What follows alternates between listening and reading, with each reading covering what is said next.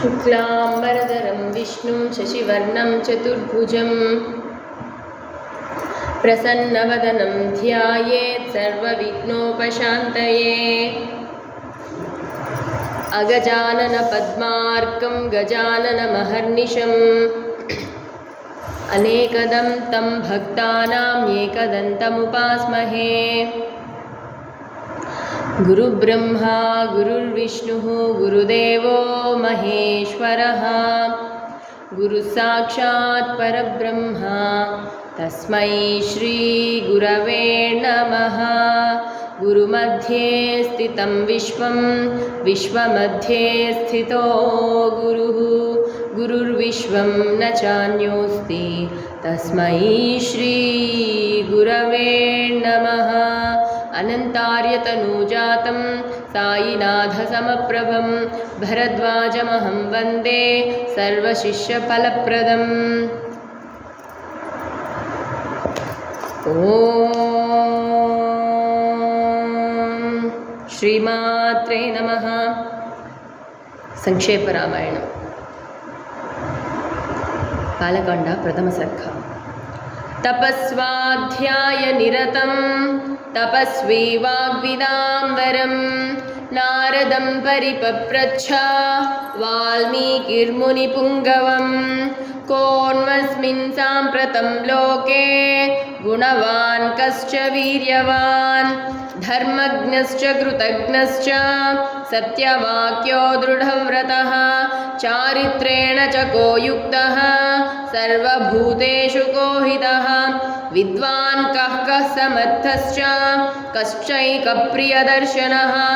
आत्मवान् को जितक्रोधो द्युतिमान् को न सूयकः। कस्य बिभ्यति देवाश्च जातरोषस्य संयुगे एतदिच्छाम्यहं श्रोतुं परं कौतूहलं हि मे। महर्षे त्वं समर्थोऽसि ज्ञातुमेवं विधं नरं श्रुत्वा चैतत्रिलोकज्ञो वाल्मीकेर्नारदो वचः। श्रूयतामिति चामन्त्र्य प्रहृष्टो वाक्यमब्रवीत्। बहवो दुर्लभाश्चैव ये त्वया कीर्तिता गुणाः मुने वक्ष्याम्यहं बुद्ध्वा तैर्युक्तः श्रूयतां नरः। इक्ष्वाकुवंशप्रभवो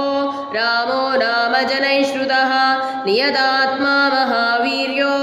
द्युतिमान् धृतिमान् वशी बुद्धिमान् नीतिमान् वाग्मी श्रीमान् शत्रुनिबर्हणः। विपुलांसो महाबाहुः कम्बुग्रीवो महाहनुः महोरस्को महेश्वासो गूढजत्रुररिन्दमः। आजानुबाहुः सुशिराः सुललाटः सुविक्रमः समः समविभक्ताङ्गः स्निग्धवर्णः प्रतापवान् पीनवक्षा विशालाक्षो लक्ष्मीवान् शुभलक्षणः। धर्मज्ञः सत्यसन्धश्च प्रजानां च हिते रतः यशस्वी ज्ञानसम्पन्नः शुचिर्वश्वः समाधिमान् प्रजापतिसमश्रीमान् धाता रिपुनिषूदनः। रक्षिता जीवलोकस्य धर्मस्य परिरक्षिता रक्षिता स्वस्य धर्मस्य स्वजनस्य च रक्षिता। वेदवेदाङ्गतत्त्वज्ञो धनुर्वेदे च निष्ठितः सर्वशास्त्रार्थतत्त्वज्ञः स्मृतिमान् प्रतिभानवान् सर्वलोकप्रियः साधुः अधीनात्मा विचक्षणः सर्वदाभिगतः सद्भिः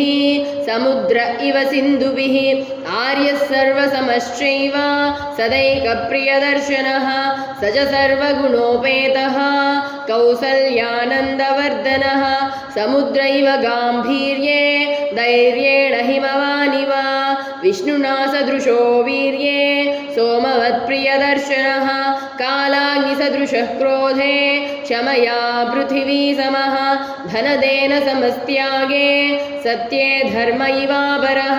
तमेवं गुणसम्पन्नं रामं सत्यपराक्रमं ज्येष्ठं श्रेष्ठगुणैर्युक्तं प्रियं दशरथस्तुतं प्रकृतीनां प्रकृतिप्रियकाम्यया यौवराज्येन संयोक्तो नैच्छत्प्रीत्या महीपतिः तस्याभिषेकसंभारान् दृष्ट्वा भार्याध कैकेयी पूर्वं दत्तवरा देवी वरमेण मयाचता विवासनं च रामस्य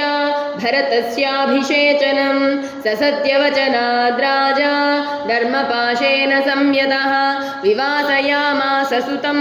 रामं दशरथः प्रियं स जगामवनं वीरः प्रतिज्ञामनुपालयन् पितुर्वचननिर्देशात् कैकेय्याः प्रियकारणात् तं व्रजन्तं प्रियो भ्राता लक्ष्मणानुजगामः स्नेहाद्विनयसम्पन्नः सुमित्रानन्दवर्धनः भ्रातरं दयितो भ्रातुः सौभ्रातरमनुदर्शयन् रामस्य दयिता भार्या नित्यं प्राणसमाहिता जनकस्य कुले जाता देवमायेव निर्मिता सर्वलक्षणसम्पन्ना नारीणामुत्तमावधूः सीताप्यनुगता रामं शशिनं रोहिणी यथा पारैरणगतो दूरं पित्रा दशरथेन च शृङ्गिवेरपुरे सूतं गङ्गाकूले व्यसर्जयन् गुहमासाद्य धर्मात्मा निषादाधिपतिं प्रियं गुहेन सहितो रामो लक्ष्मणेन च सीतया तेवनेन वनं गत्वा नदीस्तीर्त्वा बहूदकाः चित्रकूटमनुप्राप्य भरद्वाजस्य शासनान् रम्यमावसथं कृत्वा रममाणा वने त्रयः देवगन्धर्वसङ्काशास्तत्र तेऽन्यवसन् सुखं चित्रकूटं गते रामे पुत्रशोकातुरस्तथा राजा दाशरथस्वर्गं जगामविलपन् सुतं गते तु तस्मिन् भरतो वसिष्ठप्रमुखैर्द्विजैः नियुज्यमानो राज्याय नैच्छद्राज्यं महाबलः स जगामवनं वीरो रामपादप्रसादकः गत्वा तु स महात्मानं रामं सत्यपराक्रमम् अयाचद्भ्रातरं रामम् आर्यभावपुरस्कृतः त्वमेव राजा धर्मज्ञ इति रामं वचो ब्रवीत् रामोऽपि परमोदारः सुमुखः सुमहायशाः न चैच्छत्पितुरादेशान् राज्यं रामो महाबलः पादुके चास्य राज्याय न्यासं दत्त्वा पुनः पुनः निवर्तयामास ततो भरतं भरताग्रजः सकाममनवाप्यैव रामपादा उपस्पृशन् नन्दिग्रामे करोद्राज्यं रामागमनकाङ्क्षया गते तु भरते श्रीमान् सत्यसन्धोजितेन्द्रियः रामस्तु पुनरालक्ष्य नागरस्य जनस्य च तत्रागमनमेकाग्रो दण्डकान् प्रविवेशः प्रविश्यतु महारण्यं रामो राजीवलोचनः विराधं राक्षसं हत्वा शरभङ्गं ददर्शः सुतीक्ष्णं चाप्यगस्त्यं च अगस्य भ्रातरं तदा अगस्य वचनाच्चैव जग्राहेन्द्रं शरासनं खड्गं च वरमप्रीतः तूणी चाक्षयसायगो वसतस्तस्य रामस्य वने वनचरैः सह ऋषयोऽभ्यागमन् सर्वे वधायासुररक्षसां स तेषां प्रतिशुश्रावा राक्षसानां तथा वने प्रतिज्ञातश्च रामेण वधः संयति रक्षसां ऋषीणामग्निकल्पानां दण्डकारण्यवासिनां तेन तत्रैव वसता जनस्थाननिवासिनी विरूपिता शूर्पणखा राक्षसी कामरूपिणी ततः शूर्पणखा वाक्यान् उद्युक्तान् सर्वराक्षसान् करं त्रिशिरसं चैव दूषणं चैव राक्षसं निजगानरणे राम तेषां चैव पदानुगान् वने तस्मिन् निवसता जनस्थाननिवासिनां रक्षसां निहतान्यासन् सहस्राणि 14 ततो ज्ञातिवधं श्रुत्वा रावणः क्रोधमूर्जितः सहायं वरयामास मारीचं नाम राक्षसं वार्यमाणस्तु बहुशो मारीचेन स रावणः न विरोधो बलवता क्षमो रावणतेन ते अनादृत्यत्युतद्वाक्यं रावणः कालचोदितः जगामसः मारीचस्तस्याश्रमपदं तदा तेन मायाविना दूरम् अपवाह्य नृपात्मजो रुद्रं हत्वा जटायुषं रुद्रं च निहतं दृष्ट्वा वृतां श्रुत्वा च मैथिलीं राघवशोकसन्तप्तो विललापाकुलेन्द्रियः ततस्तेनैव शोकेन रुद्रं दग्ध्वा जटायुषं मार्गमाणो वने सीतां राक्षसं सन्ददर्शः कबन्धं नाम रूपेण विकृतं घोरदर्शनं तं निहत्य महाबाहु ददाह स्वर्गतश्च सः स चास्य कथयामास शबरीं धर्मचारिणीं श्रमणीं धर्मनिपुणाम् अभिगच्छेति राघव सोऽभ्यगच्छन् महातेजाः शबरीं शत्रुसूदनः शबर्या पूजितः सम्यक् रामो दशरथात्मजः पम्पातीरे हनुमता सङ्गतो वानरेणः हनुमाद्वचनाच्चैव सुग्रीवेण समागतः सुग्रीवाय च तत्सर्वं शंशद्रामो महाबलः आदितस्तत्यदावृत्तं सीतायाश्च विशेषतः सुग्रीवश्चापि तत्सर्वं श्रुत्वा रामस्य वानरः चकार सख्यं रामेण प्रीतश्चैवाग्निसाक्षिकं ततो वानरराजेन वैरानुखतनं प्रति रामायावेदितं सर्वं प्रणयाद्दुःखितेन च प्रतिज्ञातं च रामेण तदा वालिवदं प्रति वालिनश्च बलं तत्र कथयामास वानरः सुग्रीवः शङ्कितश्चासि नित्यं वीर्येण राघवे राघवप्रत्ययार्थं तु दुन्दुभे कायमुत्तमं दर्शयामास सुग्रीवो महापर्वतसन्निभम् उत्स्वयित्मा महाबाहुः प्रेक्षश्चास्ति महाबलः पादाङ्गुष्ठेन चिक्षेप सम्पूर्णं दशयोजनं विभेद च पुनः सालान् सप्तैकेन महेशुना गिरिं रसातलं चैव जनयन् प्रत्ययं तदा ततः प्रीतमनास्तेन विश्वस्तः स महाकविः किष्किन्धां रामसहितो जगाम च गुहां तदा ततो गर्जरिधरिवरः सुग्रीवो हेमपिङ्गळः तेन नादेन महता निर्जगाम हरीश्वरः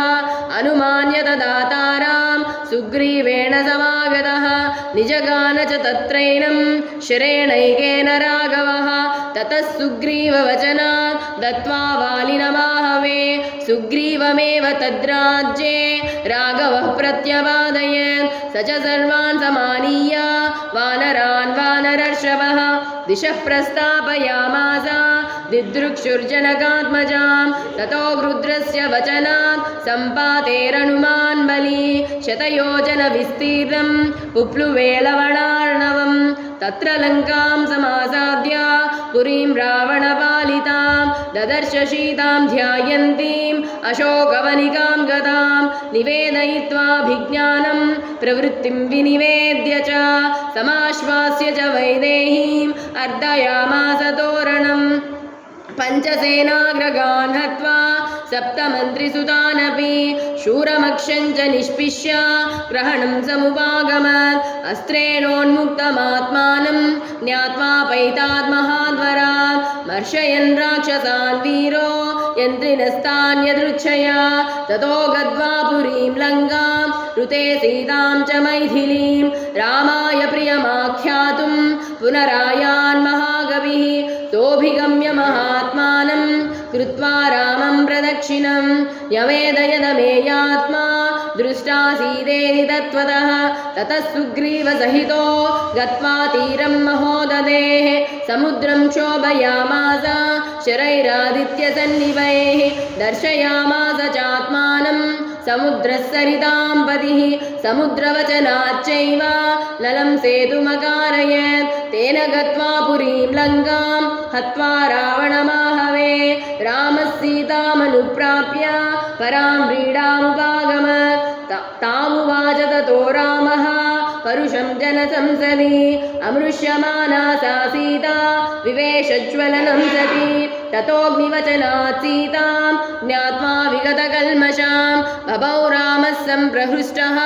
पूजितः सर्वदैवतैः कर्मणा तेन महता त्रैलोक्यं सचराचरं सदेवर्षिगलं तुष्टं राघवस्य महात्मनः अभिषिच्य च लङ्कायां राक्षसेन्द्रं विभीषणं कृतकृत्यस्तथा रामो विज्वरः प्रमुमोदः देवताभ्यो वरं प्राप्य समुत्थाप्य च वानरान् अयोध्यां प्रस्थितो रामः पुष्पकेन सुहृद्रुतः भरद्वाजाश्रमं गत्वा रामः सत्यपराक्रमः भरतस्यान्तिके रामो हनुमन्तं व्यसर्जयन् पुनराख्यायिकां जल्पन् सुग्रीवसहितस्तदा पुष्पकं तत्समारुह्य नन्दिग्रामं ययौ तदा नन्दिग्रामे जटां हित्वा भ्रातृभिः सहितो नगः रामः सीतामनुप्राप्य राज्यं पुनरवाप्तवान् प्रहृष्टमुदितो लोकः तुष्टः पुष्टः सुधार्मिकः निरामयो यरोगश्च दुर्भिक्षः भयवर्जितः न पुत्रमरणं केचित् द्रक्ष्यन्ति पुरुषाः क्वचित् नार्याश्च विधवा नित्यं भविष्यन्ति पतिव्रताः न चाग्निजभयं किञ्चित् नाप्सु मज्जन्ति जन्तवः न वातजं भयं किञ्चित् नापि ज्वरकृतं तथा न चापि क्षुद्भयं तत्र न तस्करभयं तदा नगराणि च राष्ट्राणि धनधान्ययुतानि च नित्यं प्रमुदिताः सर्वे यथा कृतयुगे तदा अश्वमेधशतैरिष्ट्वा तथा बहुसुवर्णकैः गवां कोट्ययुतं दत्त्वा विद्वद्भ्यो विधिपूर्वकम् असङ्ख्येयं धनं दत्त्वा ब्राह्मणेभ्यो महायशाः राजवंशान् शतगुणान् स्थापयिष्यति राघवः चातुर्वर्ण्यं च लोकेऽस्मिन् स्वे स्वे धर्मे नियोक्ष्यति दशवर्षसहस्राणि दशवर्षशतानि च रामो राज्यमुपासित्वा ब्रह्मलोकं प्रयास्यति इदं पवित्रं पापज्ञं पुण्यं वेदैश्च संहितं यः पठेत् रामचरितं सर्वपापैः प्रमुच्यते एतदाख्यानमायुष्यं पठन् रामायणं नरः सपुत्रपौत्रः सगणः प्रेत्य स्वर्गे महीयते पठन् द्विजो वाग्वृषभत्वमीयात् स्यात् क्षत्रियो भूमिपतित्वमीयात् वनिज्जनः पण्यफलत्वमीयात् जनश्च शूद्रोऽपि महत्त्वमीयात् इत्यार्षे श्रीमद् रामायणे वाल्मीकिये आदिकाव्ये बालकाण्डे प्रथमसर्गः। ओम श्रीकृष्णाय परमात्मने नमः। ज्ञानानन्दमयं देवं निर्मलस्फटिकाकृतिम् आधारं सर्वविद्यानां हयग्रीवमुपास्महे। हयग्रीव हयग्रीव हयग्रीवेति वादिनं नरं मुञ्चन्ति पापानि दरिद्रमिव योषितः। ॐ श्रीकृष्णाय परमात्मने नमः।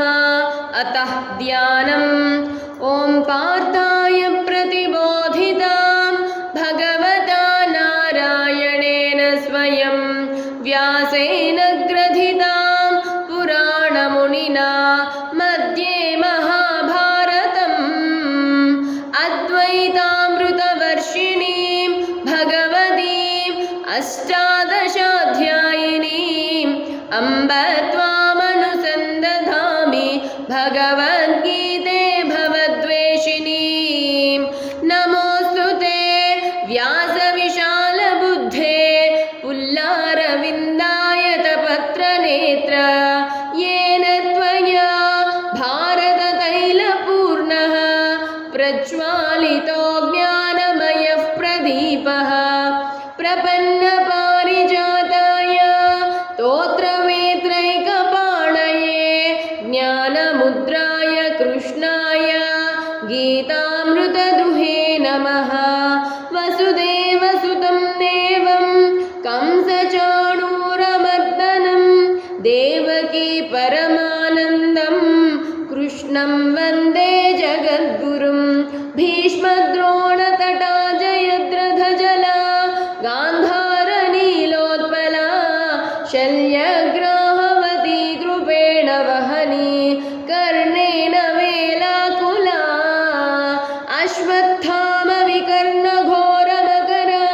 दुर्योधनावर्तिनी सोत्तीर्णा खलु पाण्डवैरणनदी कैवर्तकः केशवः पाराशर्यवचः सरोजममलं गीतार्थगन्धोत्कटं नानाख्यानककेसरं हरिकथा सम्बोधनाबोधितं लोके सज्जन षट्पदैरहरः पेपीयमानं मुदा भूयाद् पंकजं कलिमला प्रध्वंसिन श्रेयसे मूकं करोति वाचालं पंगुं लङ्घयते गिरिं यत्कृपातमहं वन्दे परमानन्दमाधवं शान्ताकारं भुजगशयनं पद्मनाभं सुरेशं विश्वाधारं गगनसदृशं मेघवर्णं शुभांगं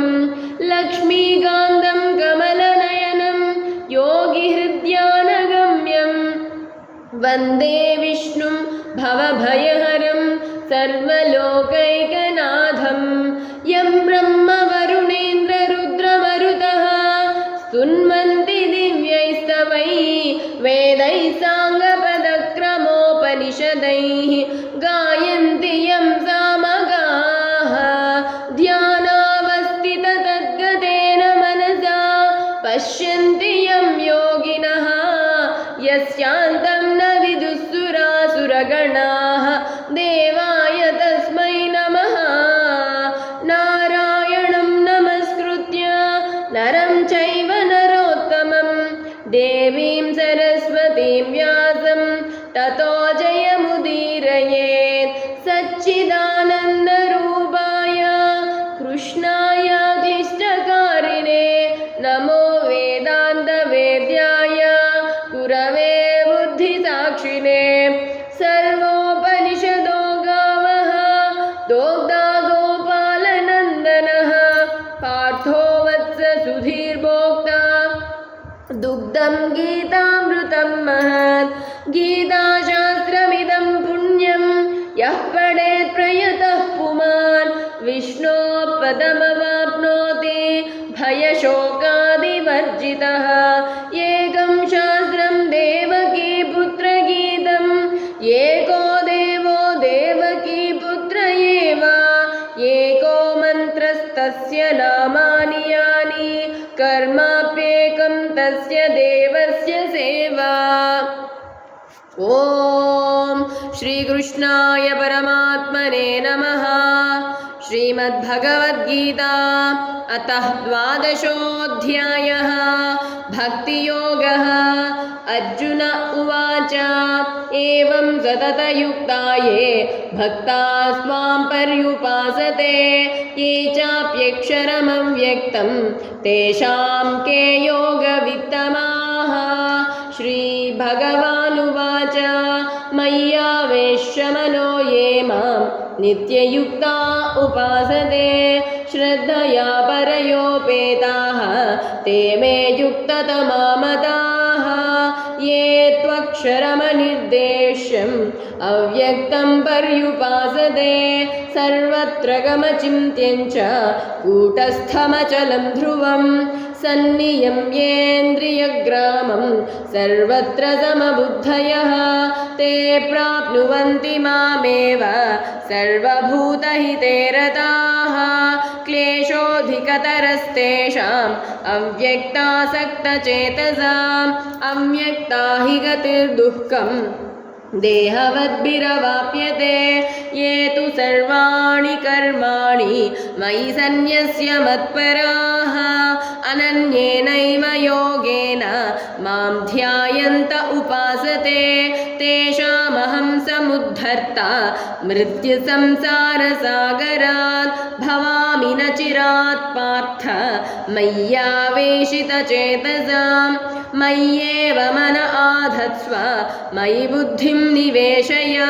निवसिष्यसि मय्येव अत ऊर्ध्वं न संशयः।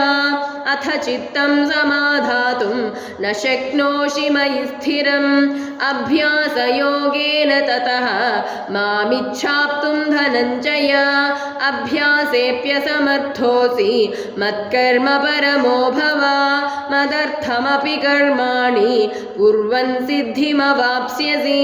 अथैतदप्यशक्तोऽसि कर्तुं मद्योगमाश्रितः सर्वकर्मफलत्यागं ततः कुरु यतात्मवान् श्रेयो हि ज्ञानमभ्यासात् ज्ञानाध्यानं विशिष्यते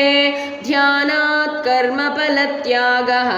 त्यागाच्चान्तिरनन्तरम् अद्वेष्टा सर्वभूतानां मैत्रः करुण एव च निर्ममो निरहङ्कारः समदुःखः सुखः क्षमी सन्तुष्टः सततं योगी यतात्मा दृढनिश्चयः मय्यर्पितमनो बुद्धिः यो मद्भक्तः स मे प्रियः यस्मान्नो द्विजते लोकः लोकान्नो द्विजते च यः हर्षामर्षभयोद्वेगैः मुक्तो यः स च मे प्रियः अनपेक्षः शुचिर्दक्षः उदासीनो गतव्यतः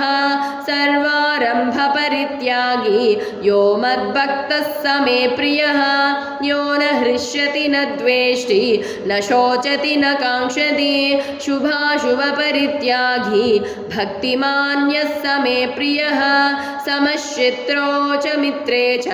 तथा मानापमानयोः शीतोष्णसुखदुःखेषु समस्सङ्गविवर्जितः तुल्यनिन्दास्तुतिर्मौनी सन्तुष्टो येन केनचित् अनिकेतस्थिरमतिः भक्तिमान् मे प्रियो नरः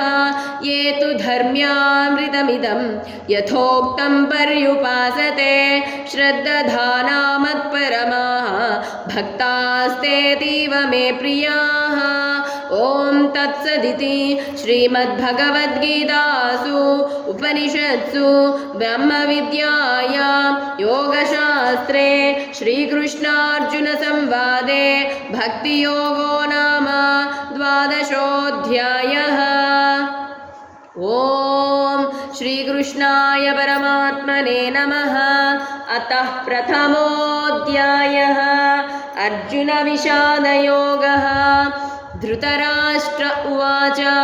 धर्मक्षेत्रे कुरुक्षेत्रे समवेतायुयुत्सवः मामकाः पाण्डवाश्चैव किमकुर्वत सञ्जय। सञ्जय उवाच दृष्ट्वा तु पाण्डवानीकं व्यूढं दुर्योधनस्तदा आचार्यमुपसङ्गम्य राजा वचनमब्रवीत् पश्यैतां पाण्डुपुत्राणाम् आचार्यमहतीं च मूं व्यूढां द्रुपदपुत्रेण तव शिष्येण धीमता अत्र शूरा महेश्वासाः भीमार्जुनसमायुधि युयुधानो विराटश्च द्रुपदश्च महारथः दृष्टकेतुश्चेकितानः काशीराजश्च वीर्यवान् पुरुजित्कुन्तिभोजश्च शैब्यश्च नरपुङ्गवः युधामन्युश्च विक्रान्तः उत्तमौजाश्च वीर्यवान् सौभद्रो द्रौपदेयाश्च सर्व एव महारथाः अस्माकं तु विशिष्टाये तान् निबोध द्विजोत्तमा नायका मम सैन्यस्य संज्ञार्थं तान् ब्रवीमि ते भवान् भीष्मश्च कर्णश्च कृपश्च समितिञ्जयः अश्वत्थामा विकर्णश्च सौमदत्तिस्तथैव च अन्ये च बहवः शूराः मदध्ये त्यक्तजीविताः नानाशस्त्रप्रहरणाः सर्वे युद्धविशारदाः अपर्याप्तं तदस्माकं बलं भीष्माभिरक्षितं पर्याप्तं त्विदमेतेषां बलं भीमाभिरक्षितम् अयनेषु च सर्वेषु यथा भागमवस्थिताः भीष्ममेवाभिरक्षन्तु भवन्तः सर्व एव हि तस्य सञ्जनयन् हर्षं कुरु वृद्धः पितामहः सिंहनादं विनद्योच्छैः शङ्खं दद्मौ प्रतापवान् ततः शङ्खाश्च भैर्यश्च पणवाणकगोमुखाः सहशैवाभ्यहन्यन्त सशब्दस्तु मुलोऽभवत् ततः श्वेतैर्हयैर्युक्ते महति स्यन्दने स्थितौ माधवः पाण्डवश्चैव दिव्यौ शङ्खौ प्रदध्मतुः पाञ्चजन्यं ऋषिकेशः देवदत्तं धनञ्जयः पौण्ड्रं दद्मौ महाशङ्खं भीमकर्मावृकोदरः अनन्तविजयं राजा कुन्तीपुत्रो युधिष्ठिरः नकुलः सहदेवश्च सुघोषमणिपुष्पको काश्यश्च परमेश्वासः शिखण्डी च महारथः दृष्टद्युम्नो विराटश्च सात्यकिश्चापराजितः द्रुपदो द्रौपदेयाश्च सर्वशः पृथिवीपते सौभद्रश्च महाबाहुः शङ्खान् दद्मुः पृथक् पृथक् सघोषोधार्तराष्ट्राणां हृदयानि व्यदारयत् नभश्च पृथिवीं चैव तुमुलो व्यनुनादयन्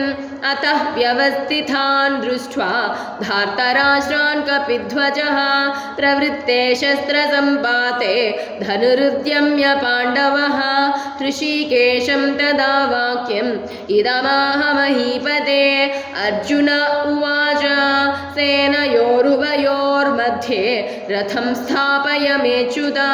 यावदेतान् निरीक्षेऽहं योद्धुकामानवस्थितान् कैर्मया सह योद्धव्यम् अस्मिन् रणसमुद्यमे योत्स्यमानानवेक्षेऽहं य एतेऽत्र समागताः धार्तराष्ट्रस्य दुर्बुद्धेः युद्धे प्रियचिकीर्षवः सञ्जय उवाच एवमुक्तो ऋषिकेशः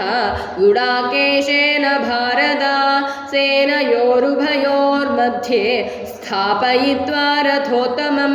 भीष्मद्रोणप्रमुखतः सर्वेषां च महीक्षिताम् उवाच पार्थ पश्येतान् समवेतान् कुरुनिति तत्रा पश्यत् स्थितान् पार्थः पितॄणत पितामहान् आचार्यान् मातुलान् भ्रातॄन् पुत्रान् पौत्रान् सखींस्तथा श्वशुरान् सुहृदश्चैव सेनयोरुभयोरपि तान् समीक्ष्य स कौन्तेयः सर्वान् बन्धूनवस्थितान् कृपया परयाविष्टः विषीदन्निदमब्रवीत् अर्जुन उवाच दृष्ट्वेमं स्वजनं कृष्ण युयुत्सुं समुपस्थितं सीदन्ति मम गात्राणि मुखं च परिशुष्यति वेपधुश्च शरीरे मे रोमहर्षश्च जायते गाण्डीवं स्रंसते हस्तात् त्वक्चैव परिदह्यते न च शक्नोम्यवस्थातुं भ्रमतीव च मे मनः निमित्तानि च पश्यामि विपरीतानि केशव न च श्रेयोऽनुपश्यामि हत्वा स्वजनमाहवे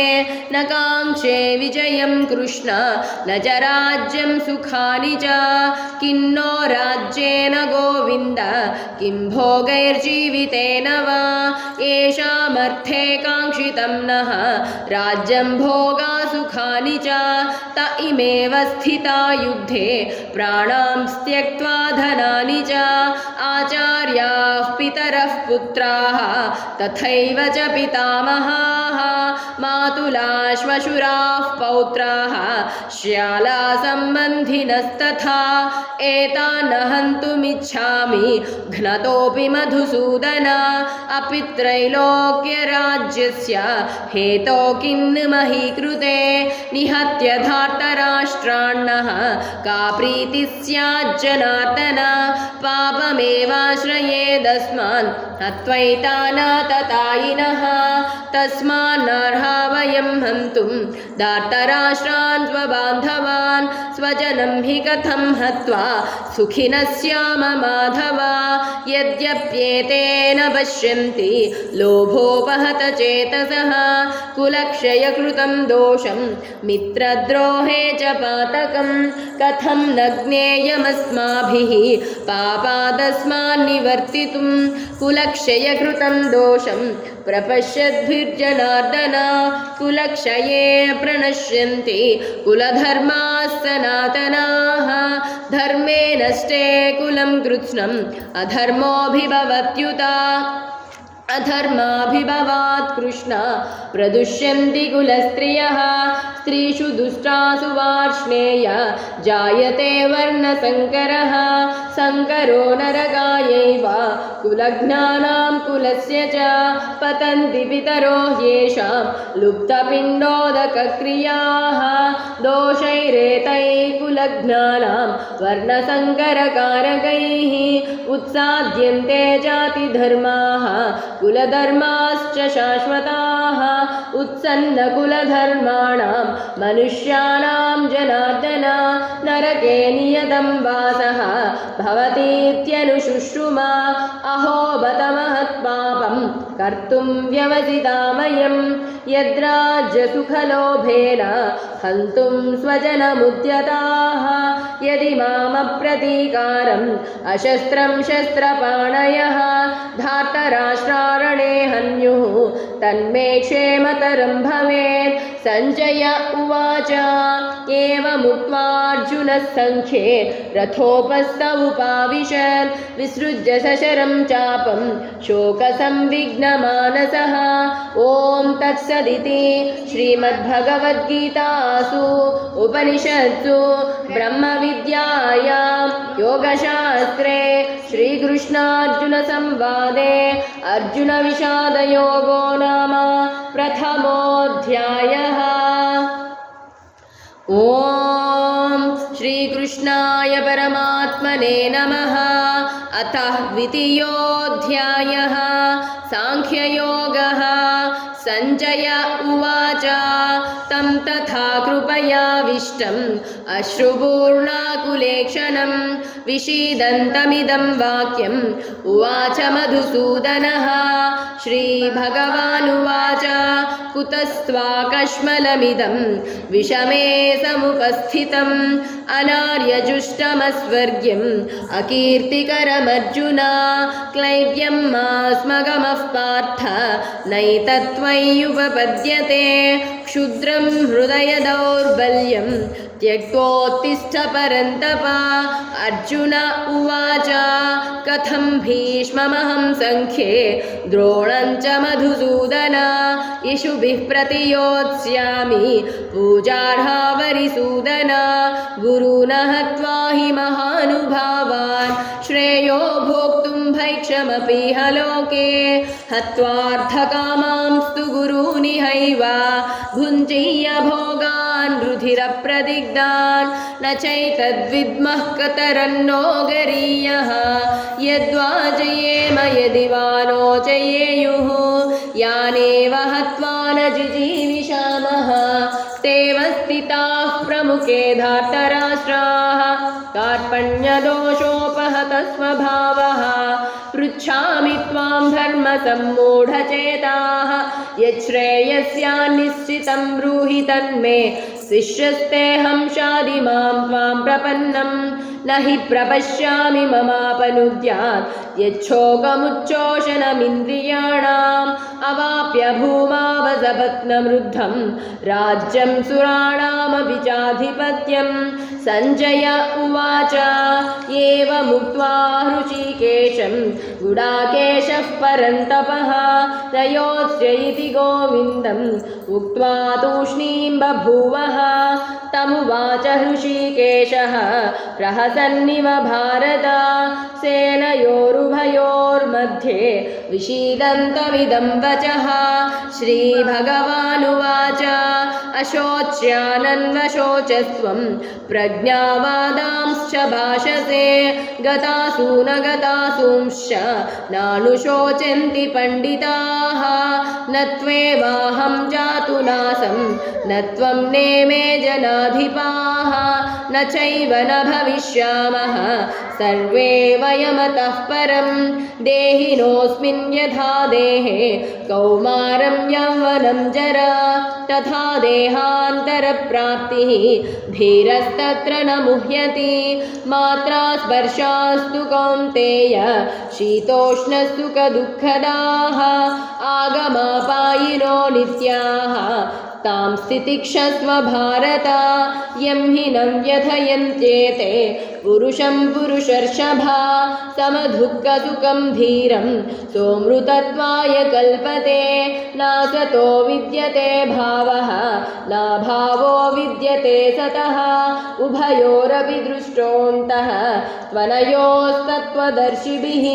अविनाशि तु तद्विद्धि येन सर्वमिदं ततं विनाशमव्ययस्यास्य न कश्चित् कर्तुमर्हति अन्तवन्त इमे देहाः नित्यस्योक्ताः शरीरिणः अनाशिनो प्रमेयस्य तस्माद्युध्यस्व भारत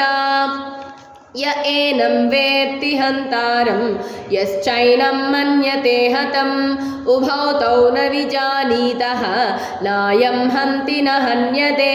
न जायते म्रियते वा कदाचित् नायं भूत्वा भविता वा न भूयः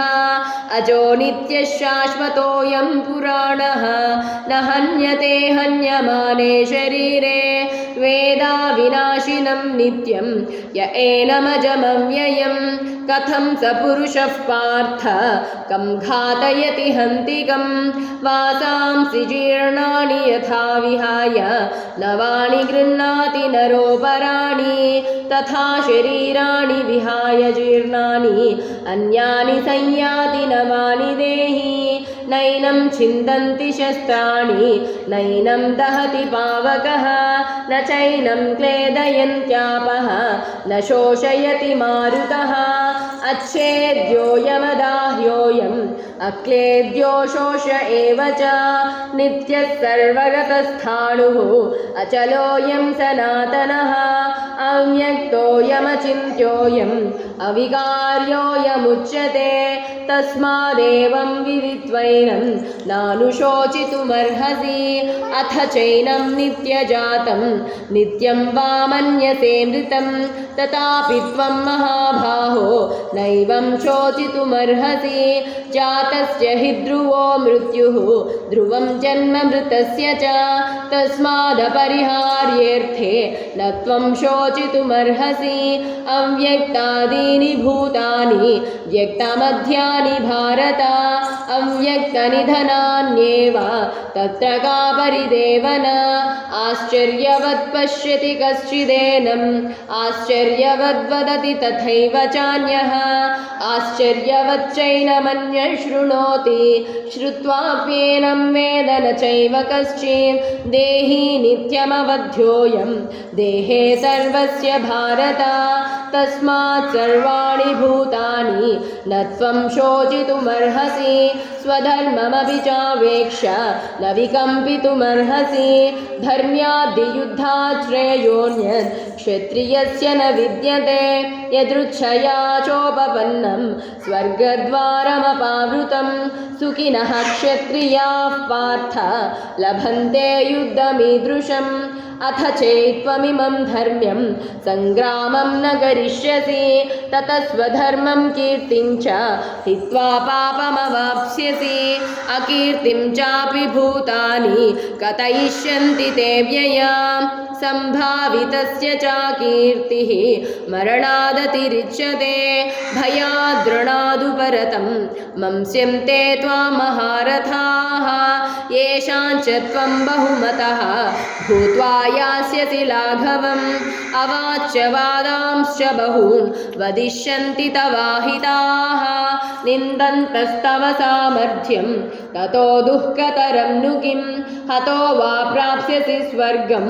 जित्वा वा भोक्ष्यसे महीं तस्मादुत्तिष्ठ कौन्तेय युद्धाय कृतनिश्चयः सुखदुःखे समे कृत्वा लाभालाभौ जयाजयौ ततो युद्धाय युज्यस्व नैवं पापमवाप्स्यसि एषा ते विहिता साङ्ख्ये बुद्धिर्योगे त्विमां शृणु बुद्ध्या युक्तो यया पार्थ कर्मबन्धं प्रहास्यसि नेहाभिक्रमनाशोऽस्ति प्रत्यवायो न विद्यते स्वल्पमप्यस्य धर्मस्य त्रायते महतो भयात् व्यवसायात्मिका बुद्धिः एकेहा कुरु नन्दन बहुशाखा ह्यनन्ताश्च बुद्धयो व्यवसायिनां यामिमां पुष्पितां वाचं प्रवदन्त्यविपश्चितः वेदवादरताः पार्थ नान्यदस्तीति वादिनः कामात्मानस्वर्गपराः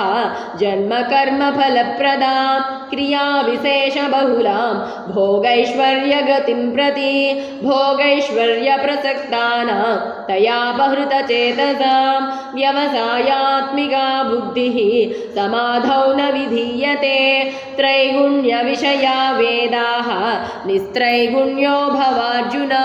निर्द्वन्द्वो नित्यसत्त्वस्थः निर्योगक्षेम आत्मवान् यावानर्थ उदपाने सर्वतः सम्प्लुतोदके तावान् सर्वेषु वेदेषु ब्राह्मणस्य विजानतः कर्मण्येवाधिकारस्ते मा फलेषु कदाचन मा कर्मफलहेतुर्भुः मा ते सङ्गोऽस्त्वकर्मणि योगस्थः कुरु कर्माणि सङ्गं त्यक्त्वा धनञ्जय सिद्ध्यसिद्ध्योः समो भूत्वा समत्वं योग उच्यते दूरेण ह्यवरं कर्म बुद्धियोगात् धनञ्जय बुद्धौ शरणमन्विच्छ कृपणाः फलहेतवः बुद्धियुक्तो जहातीह उभे सुकृतदुष्कृते तस्माद्योगाय युज्यस्व योगः कर्मसु कौशलं कर्मजं बुद्धियुक्ता हि फलं त्यक्त्वा मनीषिणः जन्मबन्धविनिर्मुक्ताः पदं गच्छन्त्यनामयं यदा ते मोहकलिलं बुद्धिर्व्यतितरिष्यति तदा गन्तासि निर्वेदं श्रोतव्यस्य श्रुतस्य च श्रुतिविप्रतिपन्ना ते यदा स्थास्यति निश्चला समाधावचला बुद्धिः तदा योगमवाप्स्यसि अर्जुन उवाच स्थितप्रज्ञस्य का भाषा समाधिस्थस्य केशव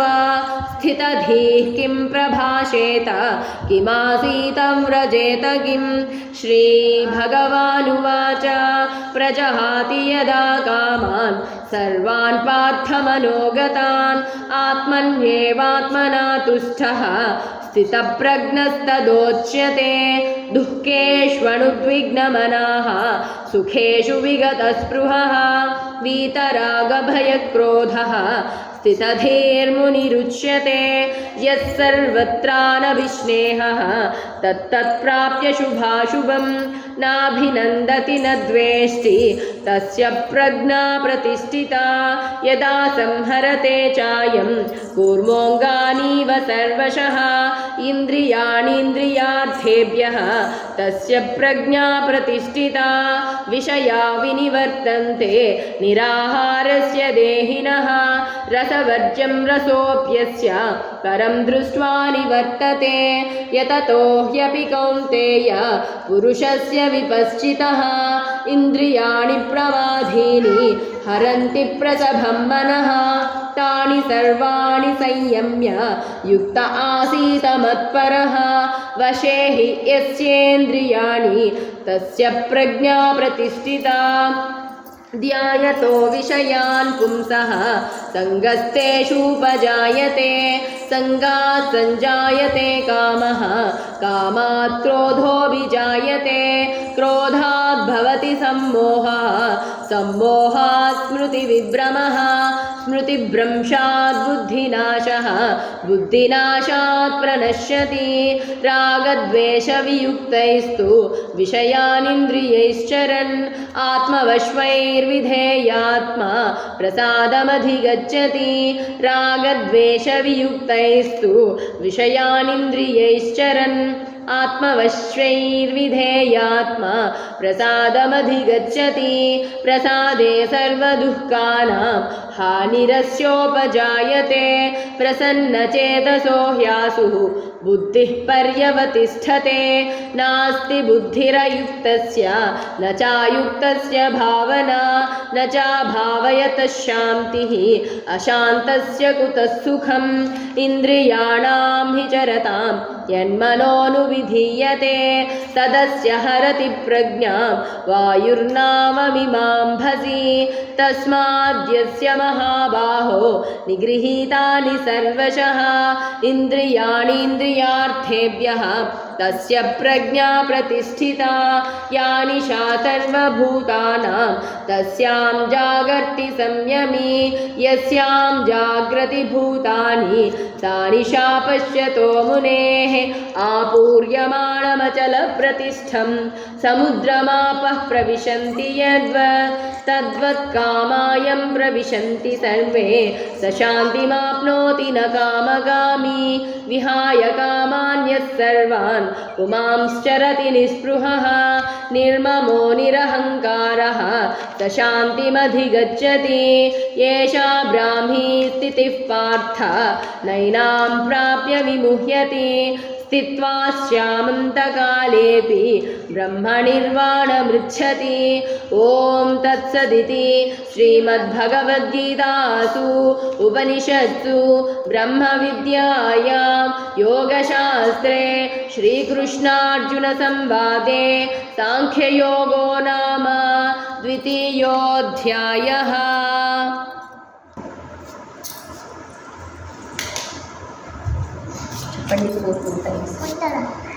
ॐ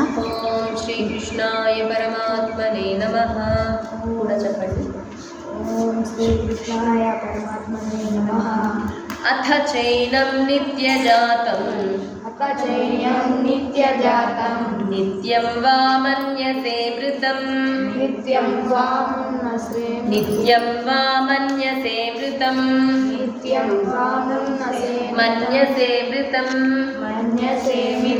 तथापि त्वं महाबाहो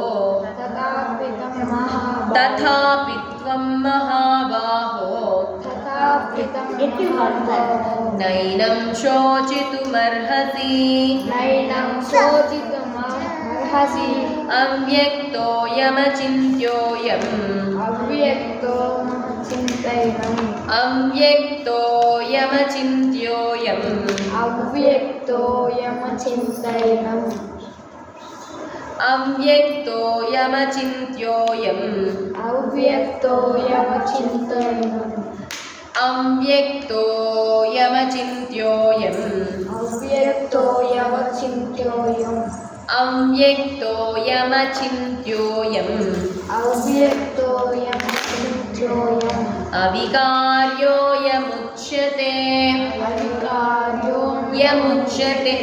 अविकार्योऽयमुच्यते तस्मादेवं विदित्वैनं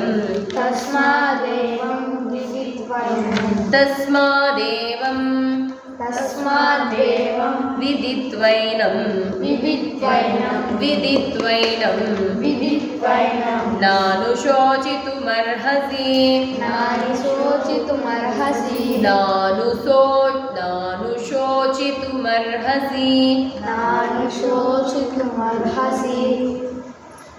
నిన్నటిదాకా ఏం చెప్పుకుంటూ వచ్చాం?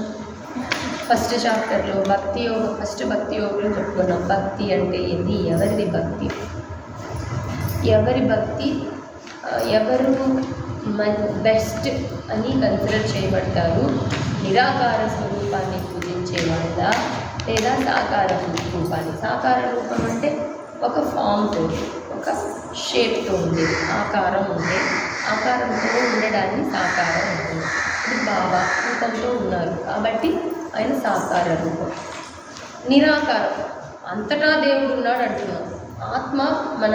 దేహంలో ఉంది అంటున్నాం. పరమాత్మ నుంచి ఆత్మలు వచ్చాయి,